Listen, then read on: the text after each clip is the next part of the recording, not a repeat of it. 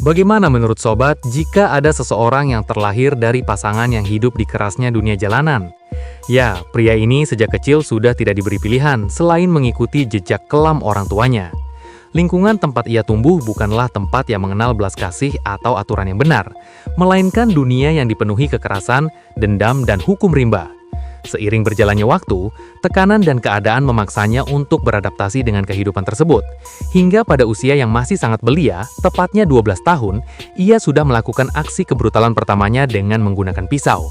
Lantas, seperti apakah keseruan dari film yang satu ini? Karena itu, mari kita masuk ke alur ceritanya.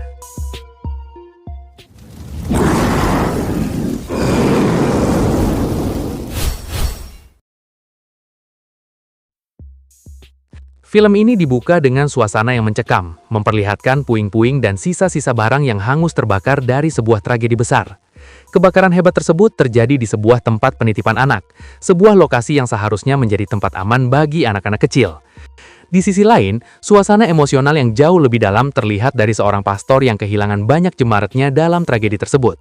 Ia berdiri dalam kemarahan dan keputusasaan, mempertanyakan keadilan Tuhan yang selama ini ia yakini. Rasa kehilangan yang begitu besar membuat imannya seakan runtuh dalam sekejap. Dengan suara bergetar penuh emosi, ia meluapkan amarahnya dan mengatakan bahwa siapapun pelaku di balik tragedi itu harus menerima hukuman yang setimpal, bahkan jika harus dihukum oleh Tuhan sendiri. Baginya, kematian anak-anak yang tak bersalah adalah luka yang tidak bisa diterima dengan alasan apapun. Sementara itu, di tempat lain yang kontras dengan suasana duka tersebut, markas geng Mara Salvatrucha dipenuhi dengan aktivitas yang jauh dari kata manusiawi. Para anggotanya terlihat santai, menghabiskan waktu dengan mengkonsumsi barang haram tanpa sedikitpun menyadari bahaya yang mengintai. Tanpa mereka ketahui, aparat kepolisian telah menyusun rencana dan diam-diam mengepung markas tersebut dengan persenjataan lengkap. Ketegangan pun mulai meningkat ketika salah satu anggota geng menyadari keberadaan polisi dan segera memberikan peringatan. Dalam sekejap, suasana berubah menjadi kacau. Para anggota geng berhamburan melarikan diri dan mencoba menyelamatkan diri masing-masing.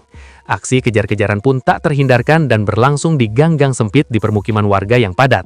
Polisi dengan sigap mengejar satu persatu anggota geng yang berusaha kabur. Dalam waktu singkat, banyak dari mereka yang berhasil ditangkap tanpa perlawanan berarti. Namun, situasinya berbeda bagi sang pemimpin mereka. Ketua geng yang sudah kelelahan berlari akhirnya memutuskan untuk berhenti dan melawan. Saat polisi mendekat, ia menyerang dengan brutal dan menusukkan pisaunya tanpa ragu. Namun tak disangka, korban yang ia tikam itu ternyata adalah seseorang yang pernah ia kenal di masa lalu.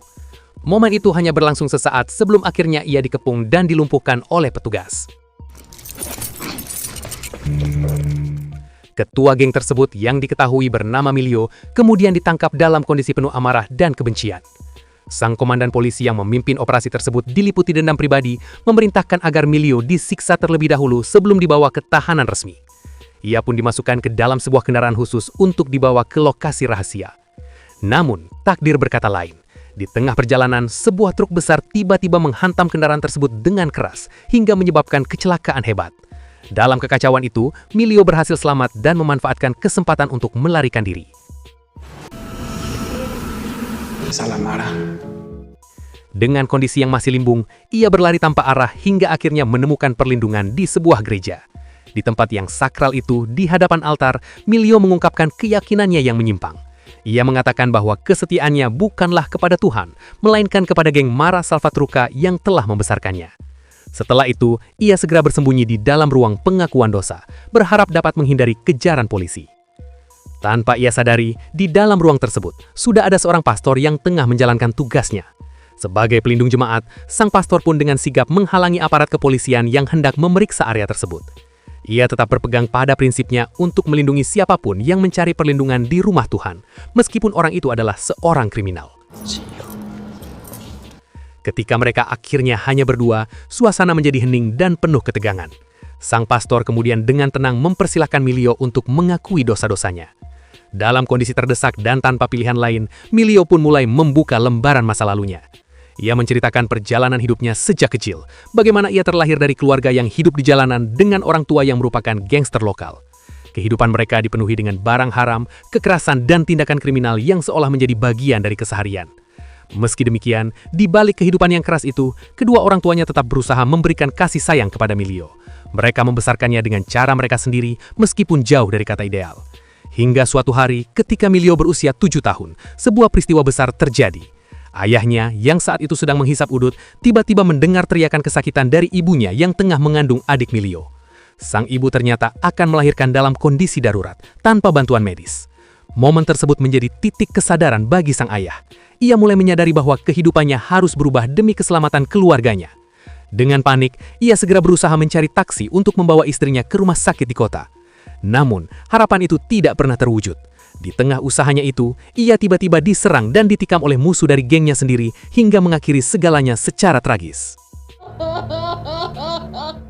Sejak peristiwa tragis yang merenggut nyawa ayahnya, kehidupan Milio berubah drastis menjadi penuh penderitaan.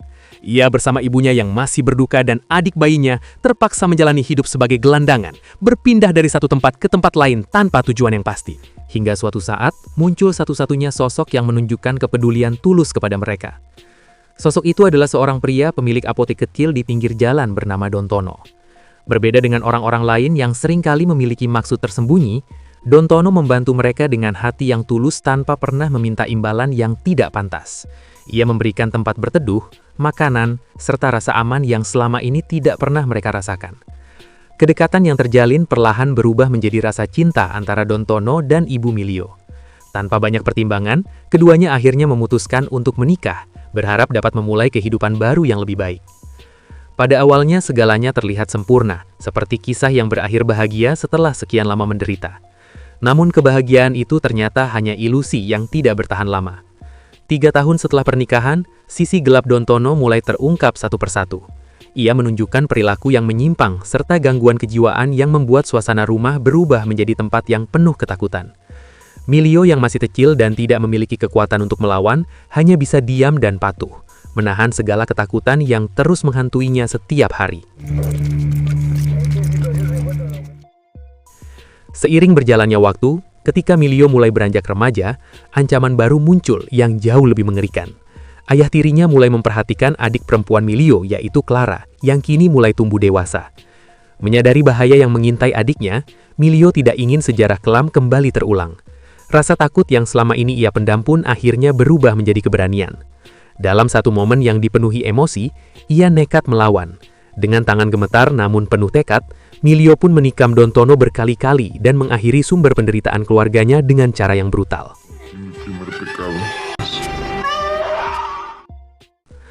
Perbuatannya itu membawa konsekuensi besar. Di usia yang masih sangat muda, yakni 12 tahun, Milio harus mendekam di balik jeruji besi.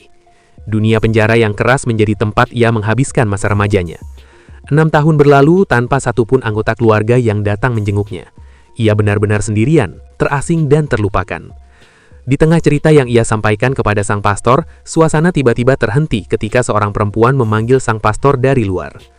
Karena merasa terancam, Milio segera memperingatkan agar keberadaannya tidak dibocorkan. Perempuan tersebut kemudian mengabarkan bahwa pihak kepolisian tengah melakukan penggeledahan secara kasar ke rumah-rumah warga dan membuat banyak orang ketakutan. Ia memohon agar sang pastor segera membantu warga yang membutuhkan perlindungan. Namun sang pastor dengan tenang mengatakan bahwa ia masih memiliki urusan yang harus diselesaikan dan berjanji akan menyusul setelahnya. Kembali ke dalam ruang pengakuan dosa, suasana kembali hening. Sang pastor mempersilahkan Milio untuk melanjutkan kisah hidupnya. Di dalam penjara, tanpa teman dan tanpa harapan, Milio menjalani hari-harinya dengan penuh keputusasaan. Untuk bertahan, ia bahkan harus mengemis kepada sesama tahanan demi mendapatkan sedikit uang yang kemudian ia gunakan untuk membeli barang haram. Suatu hari, Milio bertemu dengan 2 tahanan kaya yang secara tiba-tiba memperlakukannya dengan sangat baik. Mereka memberinya uang tanpa diminta, bahkan menyediakan makanan khusus yang jauh lebih layak dibandingkan yang biasa ia dapatkan. Kebaikan itu ternyata bukan tanpa maksud. Tidak lama kemudian, mereka menawarkan sebuah kesepakatan yang terdengar menggiurkan, yaitu Milio hanya perlu mendonorkan darahnya untuk membantu operasi tulang belakang paman mereka, dan sebagai imbalannya, ia akan mendapatkan sejumlah uang yang besar. Tanpa berpikir panjang, Milio langsung menyetujui tawaran tersebut. Dalam benaknya, itu adalah kesempatan untuk memperbaiki hidupnya, meski hanya sedikit. Ketika proses pengambilan darah dimulai, tubuhnya dihubungkan dengan selang yang secara perlahan menguras cairannya itu. Mereka juga memberikan sejumlah uang sebagai tanda awal pembayaran. Namun tak lama kemudian, pandangan Milio mulai kabur. Tubuhnya melemah hingga akhirnya ia kehilangan kesadaran. Saat terbangun, kenyataan pahit kembali menghantamnya, dan ia mendapati dirinya telah ditelantarkan begitu saja, seolah-olah hanya sebuah benda yang sudah tidak berguna. Tubuhnya terasa sakit luar biasa, dan uang yang dijanjikan pun telah lenyap. Di titik itu, Milio merasa benar-benar putus asa. Ia bahkan sempat berpikir bahwa mungkin kematian adalah akhir yang pantas baginya. Beruntungnya, tidak lama kemudian, datang seorang tahanan lain yang menolongnya. Dan pria itu bernama Tony, satu-satunya orang yang menunjukkan kepedulian di saat semua orang meninggalkannya. Dan ironisnya, Tony adalah orang yang sebelumnya tanpa sengaja telah dihabisi oleh Milia saat terjadi keributan tadi. Di tengah alur cerita yang semakin dalam, situasi kembali memanas ketika seorang petugas kepolisian datang ke gereja. Sang pastor segera keluar untuk menemui petugas tersebut dan berusaha menjaga agar Milio tetap aman di tempat persembunyiannya. Polisi itu meminta izin untuk menggeledah gereja, mencurigai bahwa ada buronan yang bersembunyi di sana. Dengan sikap tenang, sang pastor menyatakan kesediaannya. Namun ia meminta waktu sejenak untuk merapikan benda-benda suci di dalam gereja. Menyadari bahwa keadaan semakin berbahaya dan tidak memungkinkan untuk melarikan diri melalui pintu utama, sang pastor pun segera mengambil keputusan cepat. Ia mengajak Milio untuk mengikutinya melalui sebuah lorong rahasia yang tersembunyi di dalam gereja. Tanpa banyak bicara, keduanya bergerak dengan hati-hati dan penuh kewaspadaan, menyusuri lorong sempit tersebut dalam keheningan, berharap dapat menghindari kejaran pihak berwenang. Sementara itu, suasana di luar gereja semakin memanas. Seorang presenter berita terlihat sedang melaporkan perkembangan terbaru mengenai perburuan ketua geng Mara yang hingga saat ini masih terus dilakukan oleh pihak kepolisian. Dalam siaran tersebut disebutkan bahwa geng tersebut diduga kuat menjadi dalang di balik kebakaran tragis di sebuah tempat penitipan anak. Insiden mengerikan itu telah menelan banyak korban jiwa, terutama anak-anak tak berdosa, sehingga menimbulkan kemarahan besar dari masyarakat luas. Pihak berwenang pun berjanji akan terus memburu pelaku hingga tertangkap, apapun resikonya. Kembali ke dalam gereja, Milio dan sang pastor terus menuruni tangga sempit yang membawa mereka semakin jauh ke bawah. Setelah melewati jalur yang gelap dan berliku, akhirnya mereka tiba di sebuah terowongan tua yang tampak sudah lama tidak digunakan. Dindingnya lembab dan penuh lumut, sementara udara di dalamnya terasa dingin dan pengap. Sang pastor kemudian menjelaskan bahwa lorong tersebut dulunya dibangun sebagai jalur rahasia untuk melindungi para agamawan dari persekusi di masa lalu, ketika banyak pihak memburu mereka karena keyakinan yang dianut. Namun harapan untuk segera keluar dari tempat itu tidak semudah yang dibayangkan. Ketika mereka sampai di ujung terowongan, mereka mendapati bahwa satu-satunya akses keluar terhalang oleh pintu yang terkunci rapat dengan gembok besar. Tidak ada alat lain yang tersedia selain sebuah kikir kecil yang tampak sudah berkarat. Dengan waktu yang semakin menipis dan ancaman polisi yang bisa datang kapan saja, mereka tidak punya pilihan selain berusaha mengikis gembok tersebut secara bergantian. Setiap goresan terasa begitu lambat, seolah waktu berjalan lebih cepat dari usaha mereka. Di sela-sela usaha yang melelahkan itu, sang pastor kembali meminta Milio untuk melanjutkan pengakuan dosanya. Ia ingin memahami lebih dalam perjalanan hidup pria yang kini berdiri di hadapannya. Setelah menarik nafas panjang, mencoba menenangkan pikirannya, Milio pun kembali melanjutkan kisah kelam yang selama ini ia pendam. Ia menceritakan bagaimana setelah kejadian di penjara, ketika ia diselamatkan oleh Tony, ia segera dibawa untuk diperiksa oleh dokter penjara. Hasil pemeriksaan tersebut sangat mengejutkan, sekaligus menghancurkan harapannya. Ternyata salah satu ginjalnya telah diambil secara ilegal dan darahnya telah dikuras dalam jumlah besar. Kondisi tubuhnya pun menjadi sangat lemah. Dokter bahkan menyatakan bahwa dengan kondisi seperti itu, kemungkinan besar ia hanya mampu bertahan hidup sekitar 6 bulan ke depan. Kabar tersebut membuat pihak kepala sipir merasa khawatir. Ia tidak ingin ada tahanan yang meninggal di dalam penjara karena hal itu bisa menjadi masalah besar. Oleh karena itu, dengan berbagai pertimbangan, akhirnya diputuskan untuk membebaskan Milio lebih awal. Di hari perpisahan mereka, suasana terasa begitu haru. Tony yang telah menjadi satu-satunya teman bagi Milio selama di penjara tidak meminta imbalan apapun atas kebaikannya. Sebaliknya, ia justru memberikan sebuah kalung sederhana sebagai tanda persahabatan dan kenangan yang mungkin tidak akan pernah terlupakan. Setelah keluar dari penjara, kenyataan pahit kembali menyambut Milio.